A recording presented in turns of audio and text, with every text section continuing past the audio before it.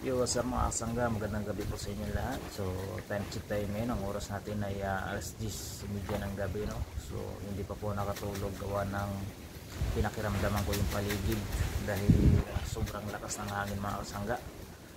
Dulot po ito ng bagyong Krising. So, yung mga kasama ko dito bata, ayan, tulog na sila.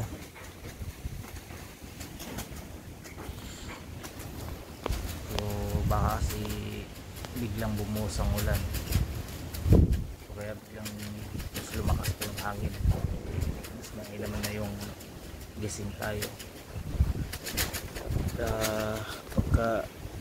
Pag minamalas-malas na nga din naman, kaya isa-isa kong flashlight, ayan, ulo na lang natira dahil mayroon kasing mabait na bata na pumunta dito at pinaglaruan yung flashlight ko, nasira.